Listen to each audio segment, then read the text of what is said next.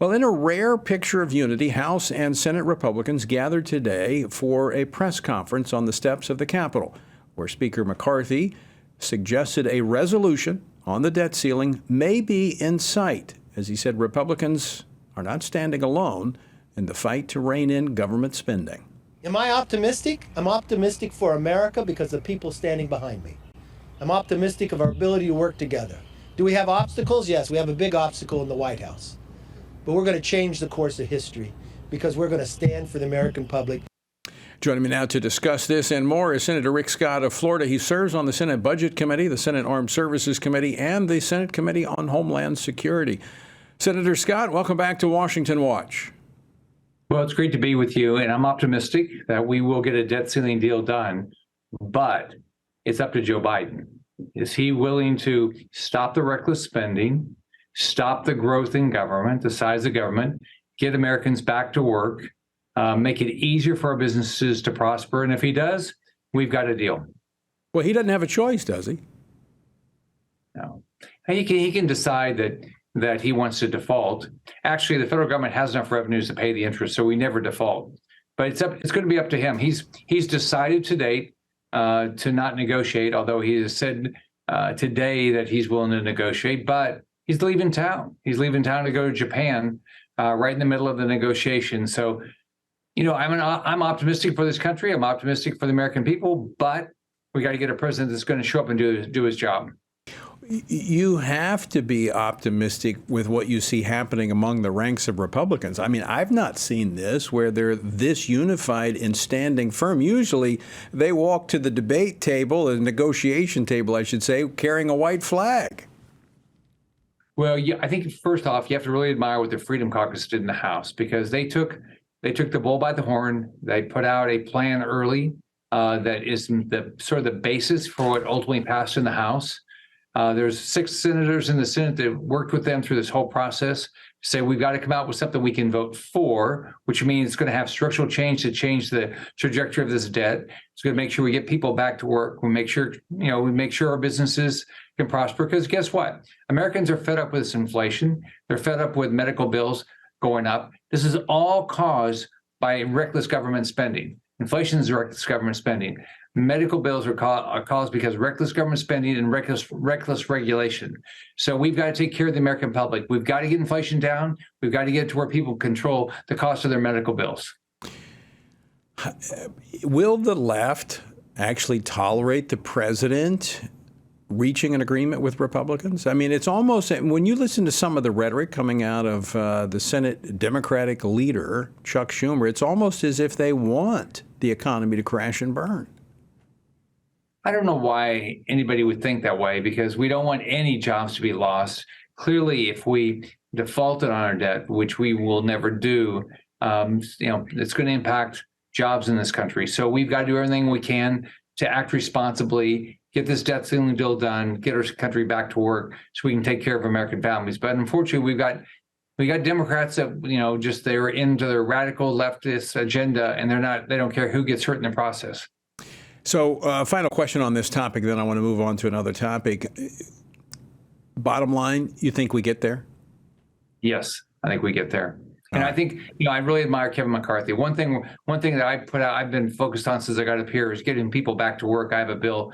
And so let's get to work. And it basically says this: if you're able-bodied, if you're an able-bodied American, you don't have young children, you're going to have to either go to work, or you're not going to be on Medicaid, you're not going to be on food stamps, you're not going to be on welfare. That's a radical idea. I mean, actually having to logical. Hey, Tony, you would never teach your kids to not work, would you? No, but unfortunately, we've created an environment over the last, you can go back to the Great Society, where we've been creating this government dependency, and we just keep continuing it, thinking the outcome is going to be different, but the results are the same. Yeah, we got to get people back to work. It's the best thing for them. I grew up in a poor family. I had a single mom. Was born to a single mom. She said, I don't care that we live in public housing. We're not going to any government programs. You're going to go out and you're going to get a job and you're going to be successful. But it's not, this, Rick, it's not just about a paycheck. It's about making a contribution to something that's bigger than yourself. It's about self-fulfillment. It's about purpose, about meaning in life. It's not just about a paycheck to be able to buy things, and all that's important and has its place. But what we are doing is we're denying a lot of young people by teaching them that the government will take care of them. We're denying them fulfillment and the possibility of experiencing the American dream. I agree, Tony. People, my experience in life has been that people want to work. They want to be independent, and they get so much joy from, whatever type of job they have, the people they work with, the service they provide, the product they build, just the self-esteem of working. Senator, I want to move on to another topic. Yesterday, the president vetoed a congressional resolution to reinstate tariffs on solar panels imported from Southeast Asia, which is a gift here to the Chinese Communist Party, to the government. What kind of message is this sending to China? What I don't get is what does China have over Joe Biden? There's something. Because this is think about this. What we were talking about is we passed legislation that said that solar panels could not be made in China because they're made with slave labor.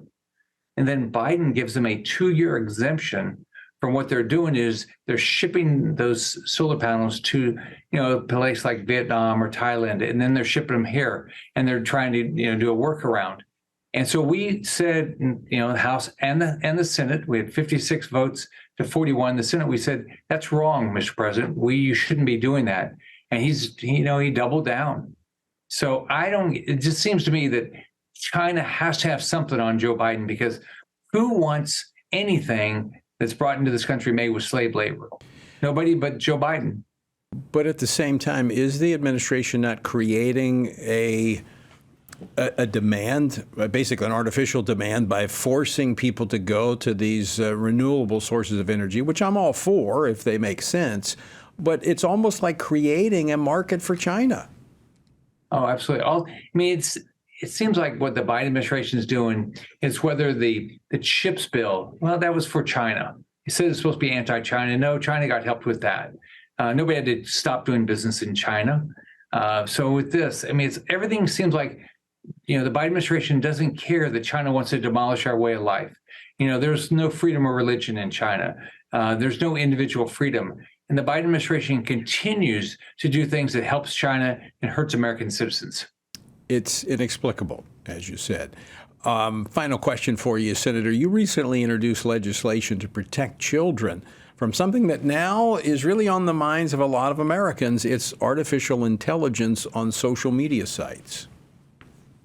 Well, I think it's pretty basic. I've got grandchildren, and I got married pretty young, and I really worry about social media and apps and things how it impacts them. So this is real simple.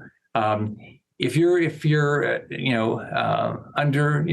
underage, then your parents ought to have to sign off on any apps or social media sites you can get on. Number two is these social media sites and apps cannot require you to have to pay to get a AI technology off your app, off your phone. And so, because what they're doing is they put it on and then you have to pay to get it off. Well, that's not right. But first, parents ought to be able to look at and have to consent on AI on their kid's phone or tablet or whatever. And two, they ought to make sure that these apps can't require you to pay to have to get AI technology off of it. It's pretty basic stuff. Very, very common sense. We're up against a break, but people need to realize this goes way beyond, AI goes way beyond like Siri, just being able to talk to your phone. This is dangerous stuff when you talk about your kids and how they can be manipulated. Absolutely. Elections, your kids use all sorts of stuff. We've got to be very careful with AI technology. Senator Rick Scott, always great to see you. Thanks so much for taking time to join us today. Thanks, Tony. Have a great day. Bye-bye.